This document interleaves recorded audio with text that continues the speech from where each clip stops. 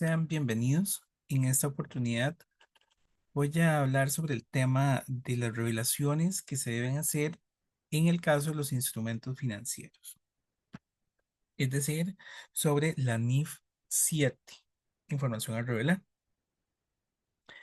Sin embargo, antes de explicar la información a revelar, voy a hacer un preámbulo para que estemos claros de lo que son los instrumentos financieros.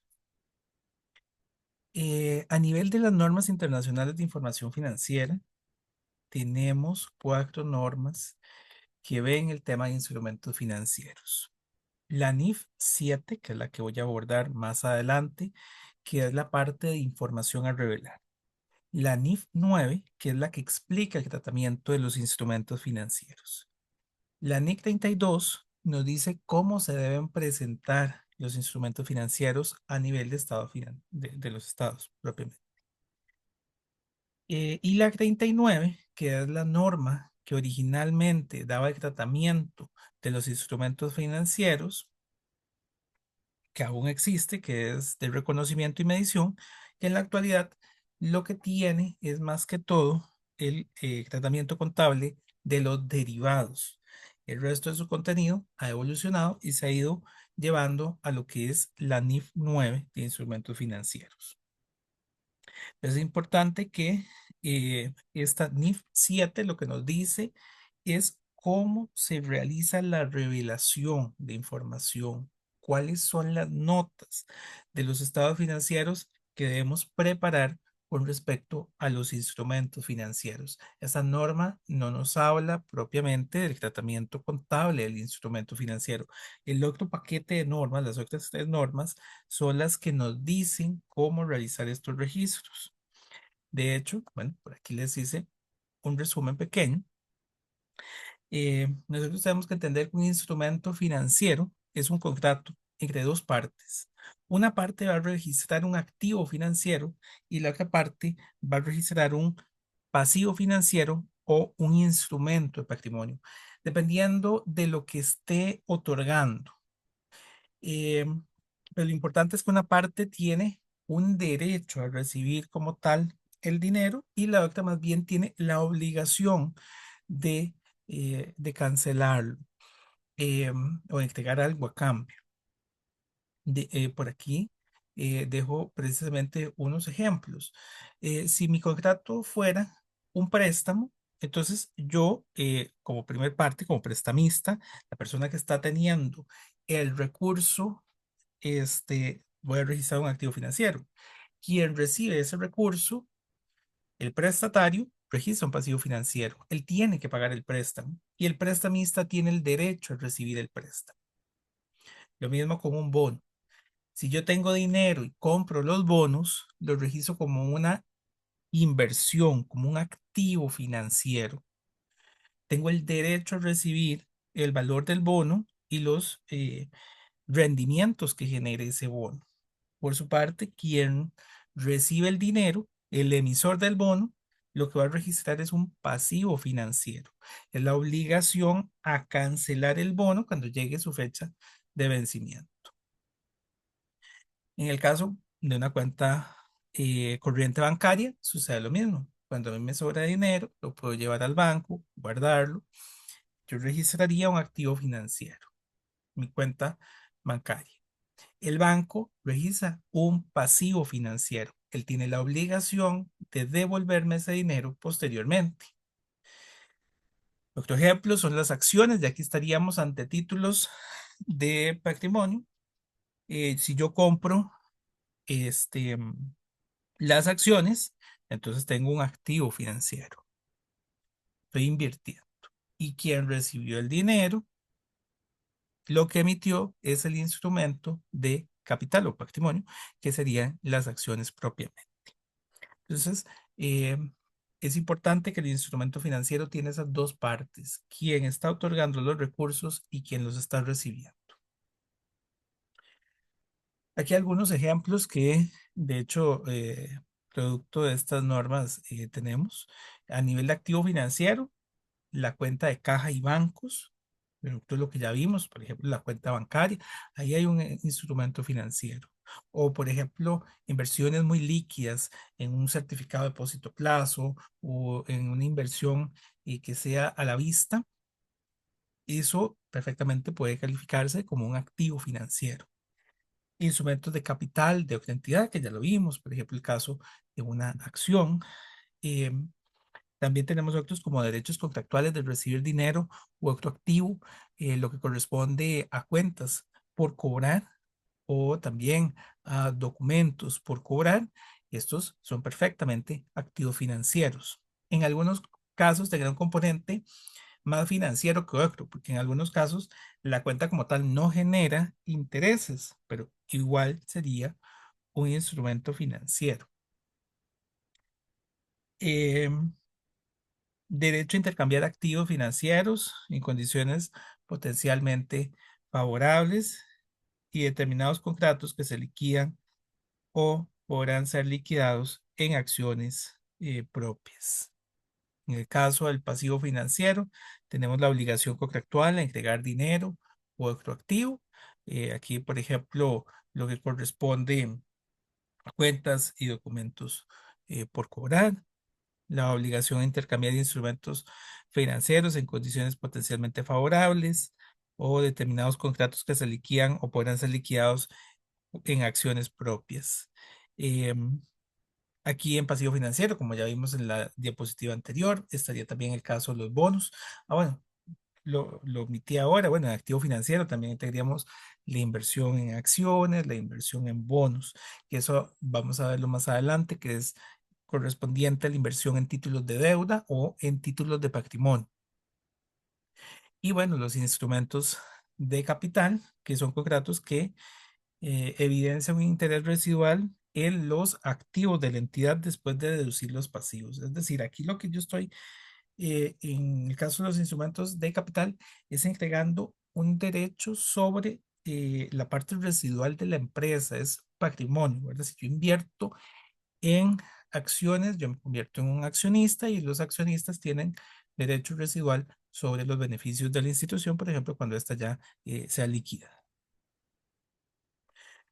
Algunos conceptos importantes que tenemos que tener claro y que ya he mencionado, aquí va a jugar un rol importante lo que es un inversionista, alguien que tiene el dinero para poder adquirir el instrumento financiero, y el emisor que ocupa financiamiento y por tanto emite el instrumento financiero.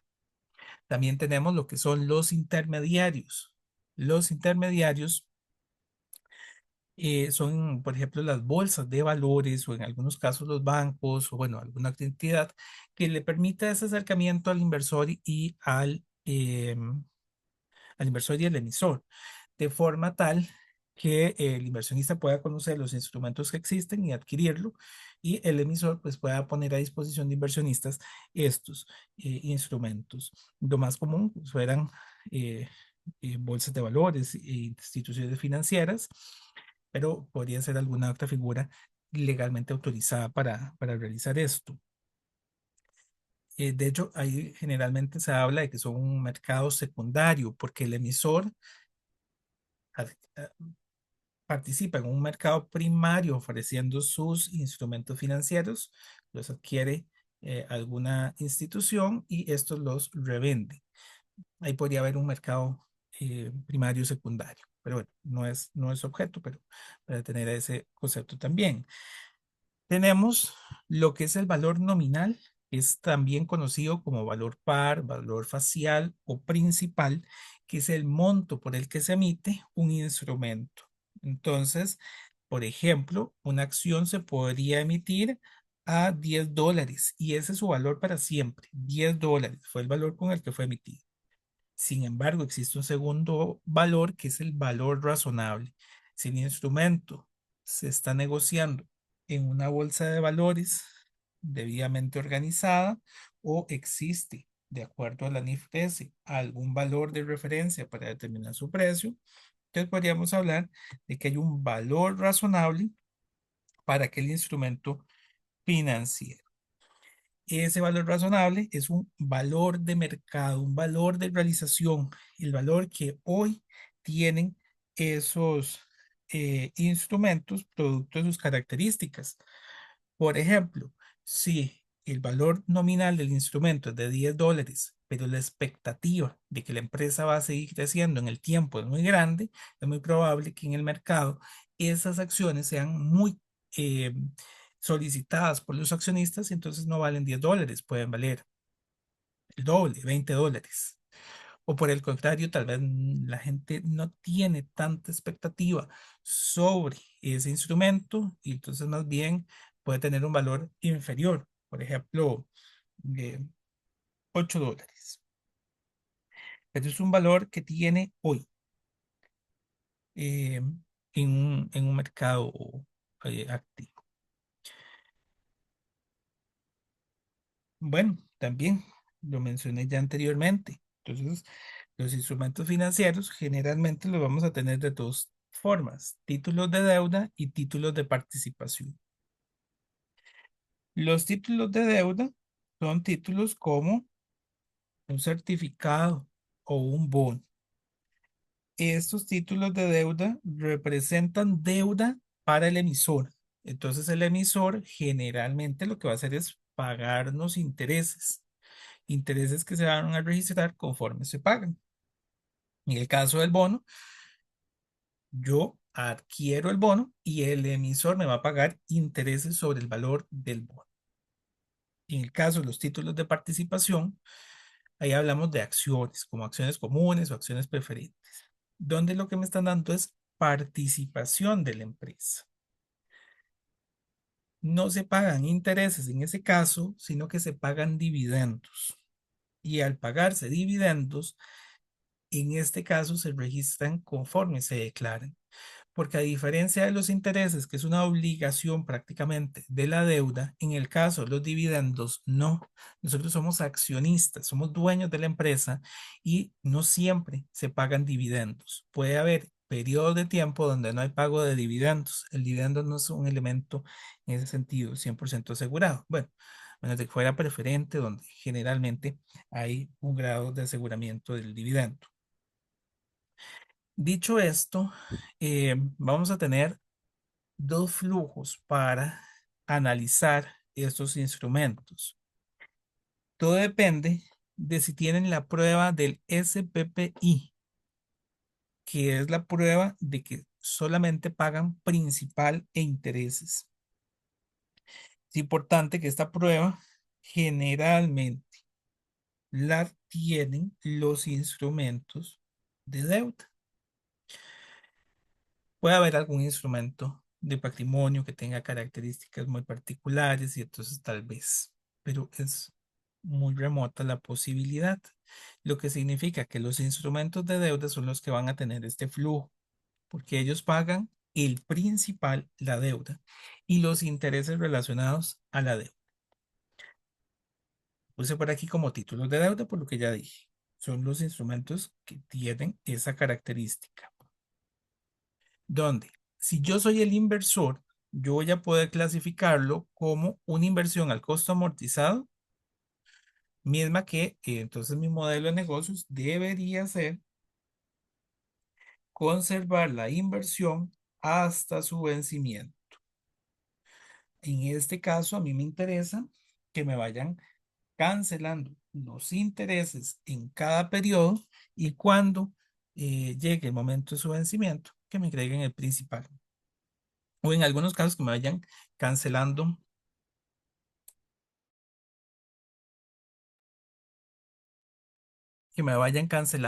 tanto el principal como los intereses, que hay un acuerdo. Pero el punto es que en esos casos yo no pretendo negociar con el instrumento financiero, sino que pretendo mantenerlo. La segunda posibilidad es llevarlo como una inversión al valor razonable con cambios en resultados. En este caso, el modelo de negocio es más vender. Esta inversión al valor razonable y con cambios en resultados tiene fines más especulativos.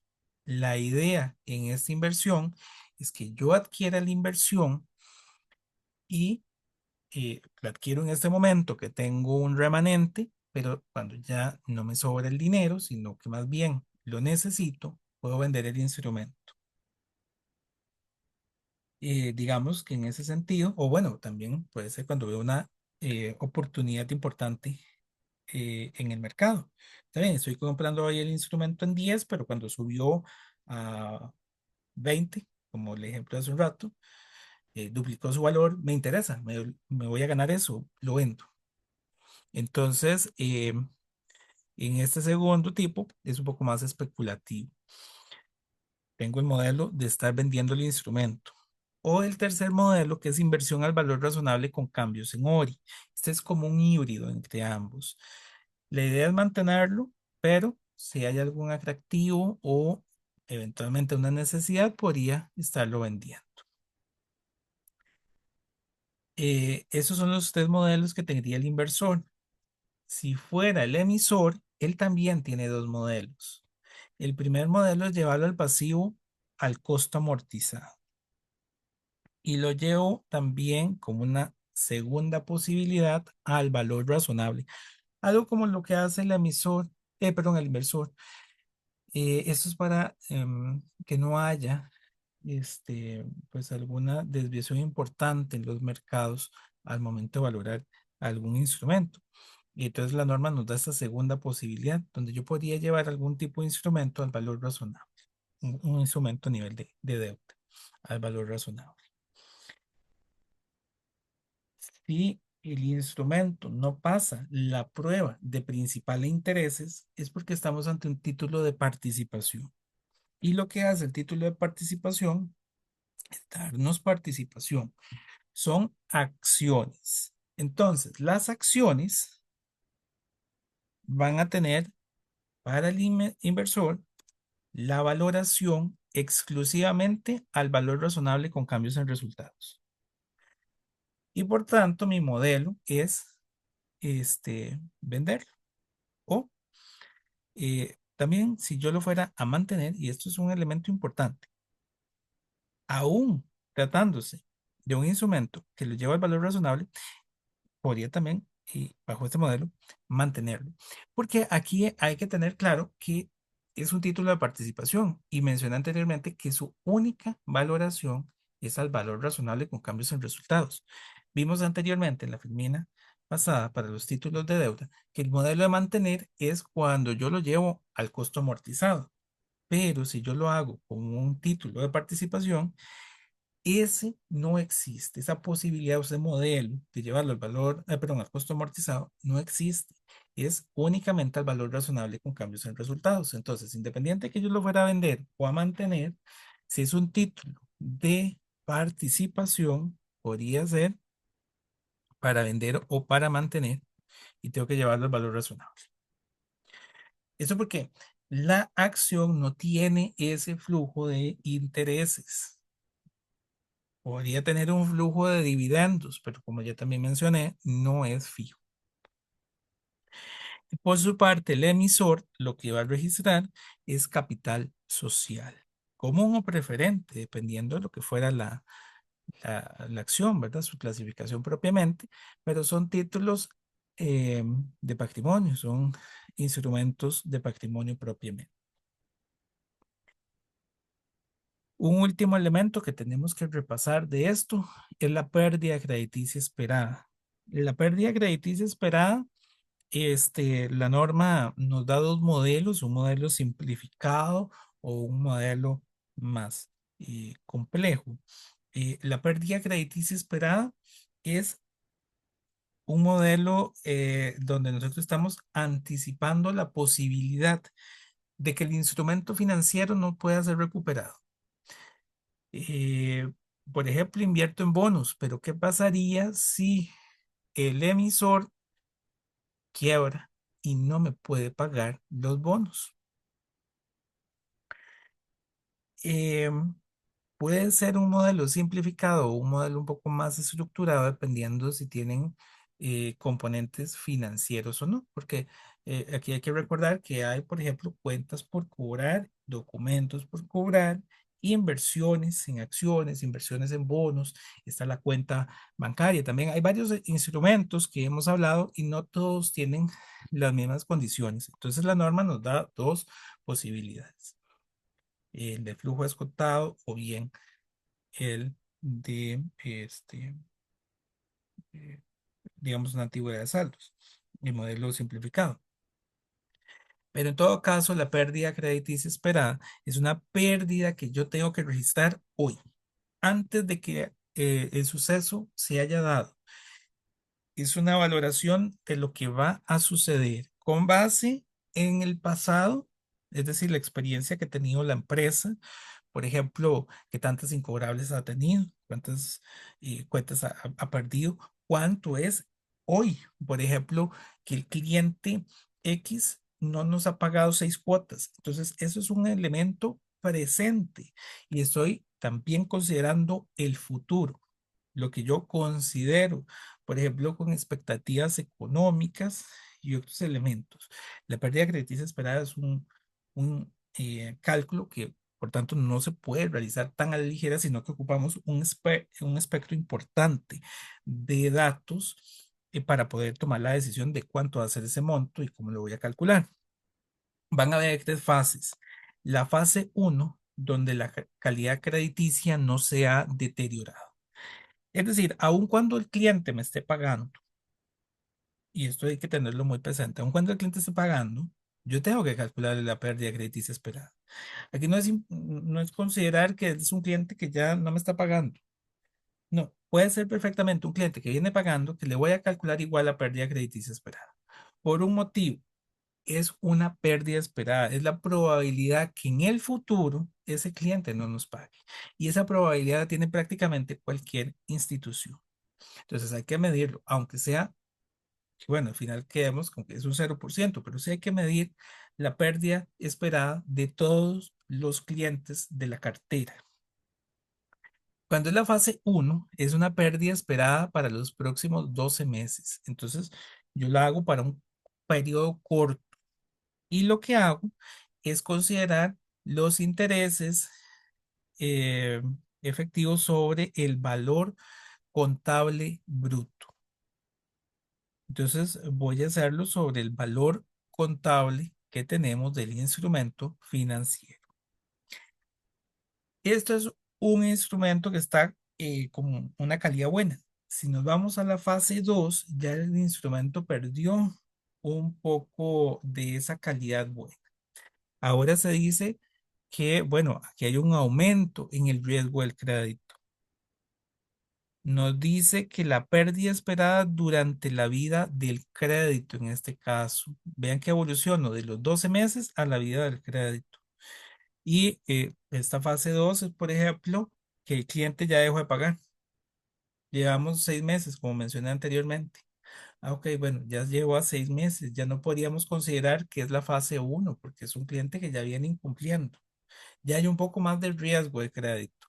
Entonces ahí hay o bueno, lo que tenemos que hacer es calcularlo sobre el interés efectivo, sobre el valor contable bruto, pero considerando toda la vida del crédito. Es decir, no los próximos 12 meses, sino que si el crédito es por más de 12 meses, pues por todo el periodo. Y la fase 3, que es cuando ya determinamos que hay pues un deterioro importante, hay evidencia tal cual del deterioro. Por ejemplo, que la empresa a la que le prestamos el dinero está, por ejemplo, en una fase de quiebra, está teniendo una situación financiera compleja. Entonces, en ese momento, nosotros calculamos la pérdida esperada durante la vida del crédito, así como en la fase 2. Este, pero aquí es importante que si es sobre el interés efectivo, sobre el valor contable neto, ¿verdad? Sobre todo el valor contable que va a tener ese instrumento, pero en este caso no consideramos una provisión para el mismo, sino que pues sería una pérdida completa, ya teniéndolo en fase 3. Bueno, dicho todo esto, vamos a pasar a la norma internacional de información financiera 7, instrumentos financieros, información a revelar. De todo lo que hemos visto que tienen los instrumentos financieros, que es bastante, es un conjunto muy grande, porque es un paquete de 4 normas. Lo que acabo de resumir es casi solo lo de la NIF 9. Y ya faltaría lo de la NIC 39, que pues tal vez no sean para nuestro contexto nacional tan comunes, que son los títulos de cobertura, pero también habrían otros instrumentos en la NIC 9 y también todo lo de la NIC 32. Eh, Sin embargo, llegamos aquí a la NIF 7, que es la parte que hay que revelar. ¿Qué notas deberíamos hacer con respecto a esto? Tal vez lo primero que deberíamos llevarnos, en resumen de lo que hemos visto, es que habrá que revelar qué tipos de instrumentos son. Porque no es lo mismo que yo diga que es un instrumento de deuda que es un instrumento de patrimonio. Y además, los títulos tienen un riesgo. Entonces, esta NIF 7 habla mucho de la revelación de los riesgos asociados a estos instrumentos. El objetivo de la NIF 7 es establecer los requisitos de divulgación para ayudar a los usuarios de los estados financieros a evaluar la importancia de los instrumentos financieros en la situación financiera de una entidad. En algunos casos, los instrumentos financieros tienen un impacto muy grande en la situación del negocio. En otros no tanto. Eh, Todo depende del grado de materialidad que juegue ese instrumento financiero. Entonces, eh, esta norma nos va a hablar un poco, bueno, básicamente lo que nos está revelando es el impacto que tendría ese instrumento financiero sobre nuestra posición. Lo que nos va a permitir es conocer los riesgos derivados del instrumento. Riesgos como riesgo de crédito, riesgo de liquidez, riesgo de mercado. Más adelante vamos a hablar sobre los tres tipos de riesgo. Bueno, a nivel de información sobre los instrumentos financieros, nos dice que las entidades deben revelar los valores en libros de los activos pasivos financieros clasificados según categorías como a valor razonable con cambios en resultados o a costo amortizado. Ese es el primer elemento que es muy importante tener a nivel de notas. Yo podría tener una clasificación única en el estado de situación, que es instrumentos financieros, pero a nivel de notas yo sí tengo que dejar claro cuál es, cómo está segregado ese instrumento financiero, esos instrumentos financieros. Si existen a valor razonable y a costo amortizado, son diferentes porque el modelo de negocio de la empresa es diferente. Entonces, a nivel del estado de situación, podríamos presentar una línea de instrumentos financieros, pero en las notas hay que desagregar ese valor para poder explicar cuánto es de cada categoría. Cuando mínimo, estas categorías. Podríamos ser un poco más específicos, por ejemplo, de valor razonable que sea valor razonable con cambios en resultados y valor razonable con cambios en ORI. Y puede hacer que en cada una hayan varios tipos de instrumentos diferentes. Valor razonable con cambios en resultados provenientes de bonos o valor razonable con cambios en resultados provenientes de acciones. Otro elemento importante es si el valor razonable de los instrumentos difiere de su valor en libros. Mencioné estos dos conceptos anteriormente. Valor razonable es el valor de mercado, el valor que tiene hoy el instrumento, y el valor en libros es un valor que tuvo históricamente cuando se generó el instrumento.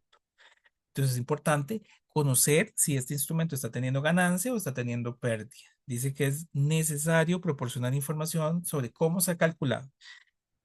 Eso también es importante, porque esto va muy de la mano con la NIF 13. Recordamos que la NIF 13 nos da tres niveles.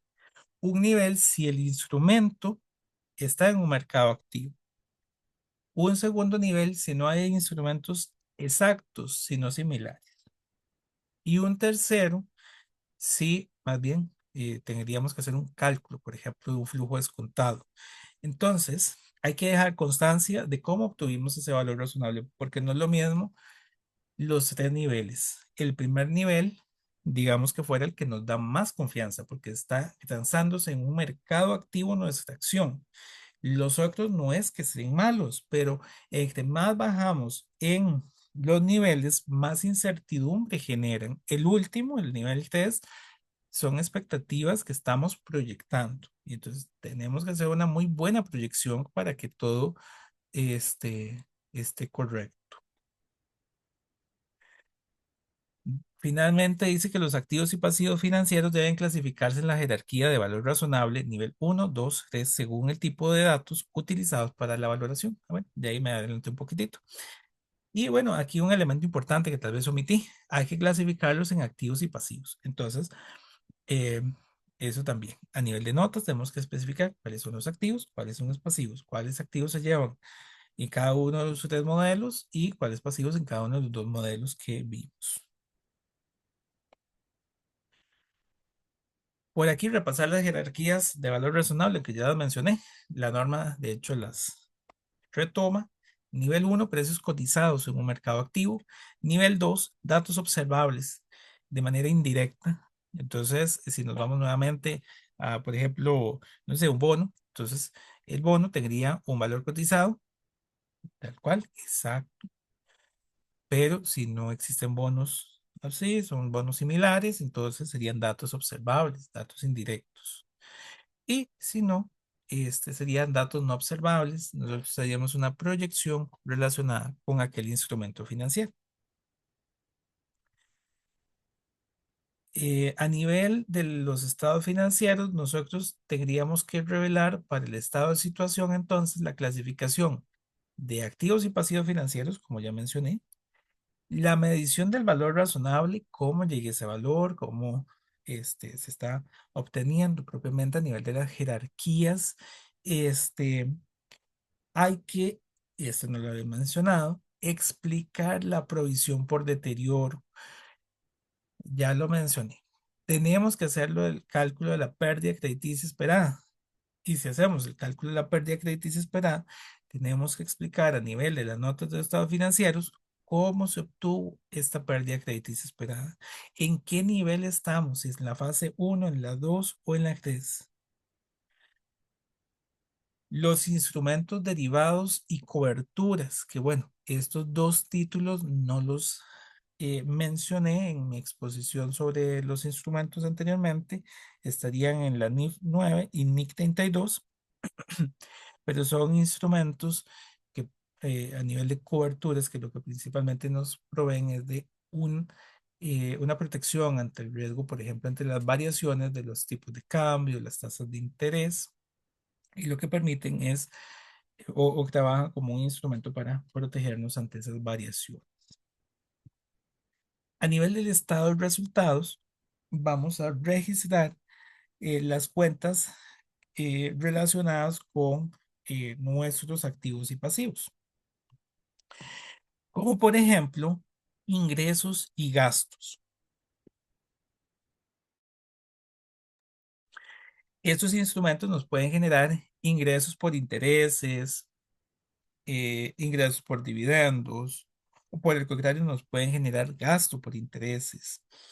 Entonces, ese tipo de elementos hay que presentarlos en los estados financieros y tienen que quedar claramente identificados de otros elementos, porque, bueno, a menos de que nosotros nos dedicáramos a esto, pues no constituyen el flujo o la actividad principal del negocio, no es un flujo operativo. Entonces hay que dejar constancia de ese elemento a nivel de notas, separarlo muy bien, o tenerlo muy bien identificado esos ingresos y esos gastos por instrumentos financieros. De igual forma tenemos lo que son las ganancias y pérdidas, por ejemplo, del valor razonable. Los instrumentos que se llevan al valor razonable, al cierre tiene que hacerse su valoración. Entonces también a nivel del Estado, la NIC 32 nos pide presentar esa ganancia y esa pérdida y a nivel de las notas, la NIF 7 nos dice que hay que explicarlas. ¿Por qué hay que explicarlas? Porque hay que ver de dónde salió, muy relacionado con lo que estamos viendo en la partecita de la izquierda. Cuando dice la medición del valor razonable, pues ahí, y la provisión del deterioro, pues de ahí va a explicarse lo que son esas ganancias y esas pérdidas, bueno, del valor razonable y el que sigue de las pérdidas por deterioro de los activos financieros. Y bueno, también estarían los resultados de coberturas contables relacionados con los instrumentos de cobertura.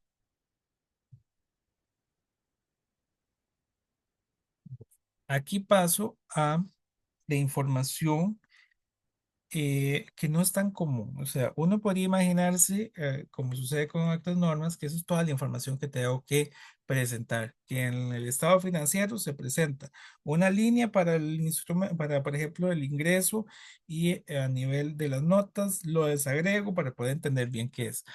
Pero ahí no termina. Esta norma en particular nos solicita la parte de los riesgos financieros para ver el impacto que puede tener estos instrumentos en el estado financiero, porque en algunos casos es una inversión material muy importante.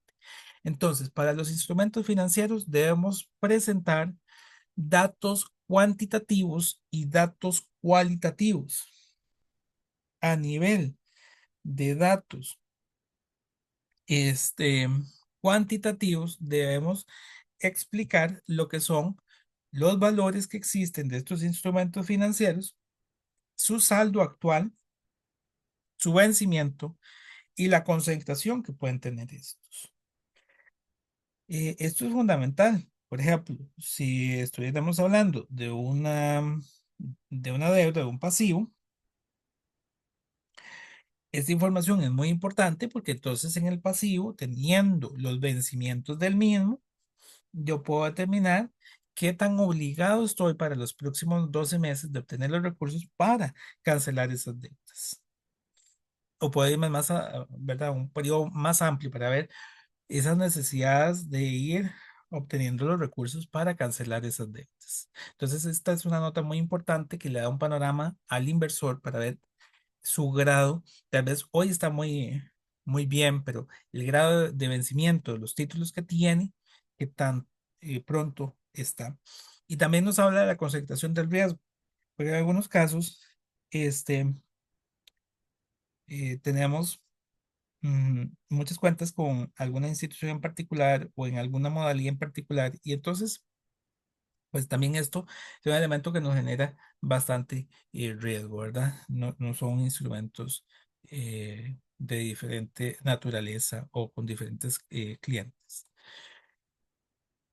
Pero mencioné también, y bueno, aquí está, que no eran únicamente datos cuantitativos, también datos cualitativos del riesgo. Estos datos cualitativos es más la explicación de cuáles son los riesgos asociados. ¿Cómo se miden los riesgos? ¿Qué políticas tenemos para estos riesgos? ¿Cómo se procesan y gestionan estos riesgos? Entonces, aquí es la explicación de cuál es el riesgo que tiene ese instrumento y que eso no se cuantifica, bueno, podría cuantificarse a nivel numérico, pero la importancia aquí es que lo expliquemos cuáles son los riesgos de ese instrumento. No es lo mismo un instrumento que tiene una tasa fija a un instrumento que tiene una tasa variable. Hay un riesgo bastante grande, porque la tasa puede ir aumentando y de acuerdo al elemento con el que aumenta, podría tener una variación significativa. La norma nos habla de tres riesgos, por lo menos. El riesgo de crédito. El riesgo de crédito estaría relacionado con la concentración de crédito en segmentos o tipos de cliente, que es lo que mencionaba anteriormente.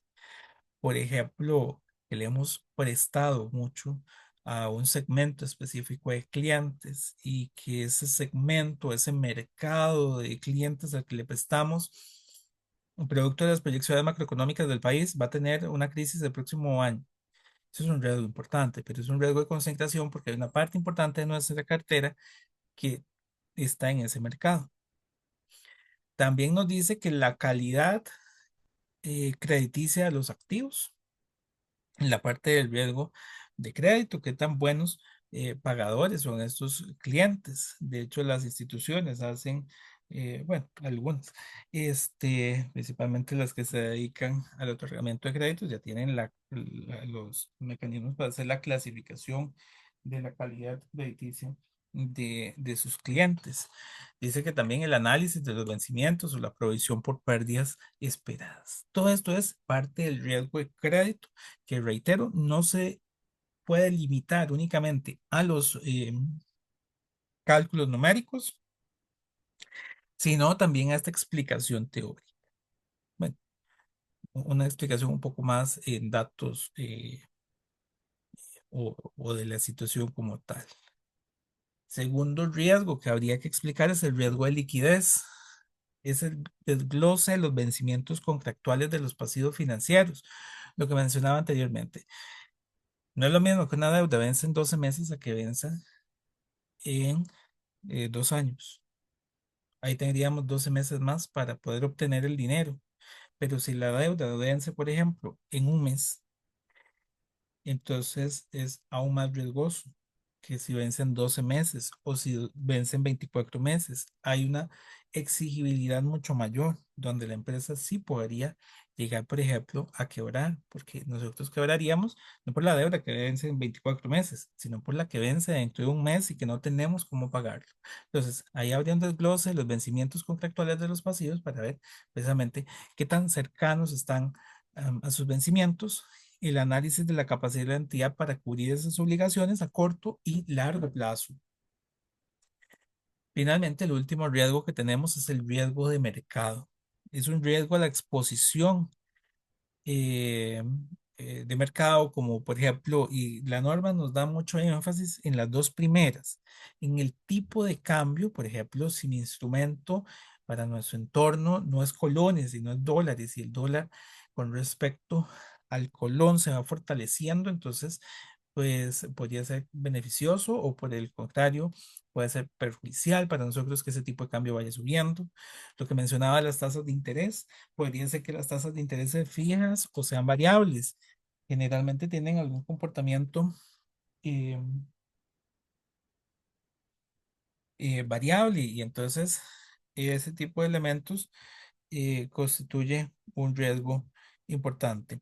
Em, tenemos los precios de mercado. No es lo mismo que los precios se mantengan constantes a que estos aumenten significativamente o que bajen significativamente. Habría que ver esa expectativa que tiene el mercado con respecto a nuestros valores. Y un análisis de sensibilidad para mostrar cómo los cambios en las variables de mercado afectarían los resultados financieros de la entidad. Entonces, por ahí tendríamos estos tres riesgos que habría que explicar a nivel de la nota de estado financiero. Esta es una nota extensa, una nota que hay que explicar bastante sobre la situación de estos instrumentos y que, reitero, no se limita a datos numéricos. Aquí hay datos cualitativos importantes que hay que explicar sobre la situación. Y también tendríamos información sobre las coberturas.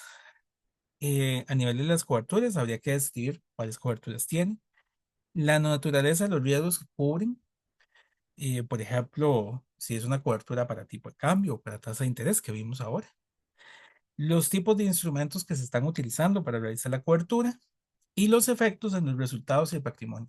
Esto es importante porque las coberturas perfectamente podrían afectarnos el ORI y entonces tiene una implicación directa sobre, por ejemplo, el patrimonio. También, y ya con esto vamos finalizando, habrían revelaciones sobre pérdidas esperadas, la información detallada sobre las pérdidas por deterioro relacionadas a activos financieros, qué pérdidas hemos materializado y qué pérdidas estaríamos esperando. Eso es un elemento importante que hay que fijar. Hay que dar una evolución de la pérdida. La pérdida estuvo el año pasado en X monto y hoy está en otro monto, pero ¿qué es lo que le pasó? Es exclusivamente por nuestra mejor valoración sobre esa pérdida o se debe a que se llegó a materializar una pérdida en esas cuentas. Entonces ahí hay que dar una explicación de los cambios de la pérdida esperada. Porque no es lo mismo que hubiésemos perdido un instrumento a que mejoramos nuestra proyección y ahora es más riesgoso o menos riesgoso. Y detalles sobre los activos financieros cuyo valor ha disminuido significativamente, ¿verdad? Un poco para ver la evolución de si es fase uno, fase 2 o fase 3. Y con esto, pues agradecerles su atención. Finalizo la exposición sobre la información a revelar de los instrumentos financieros. Muchas gracias.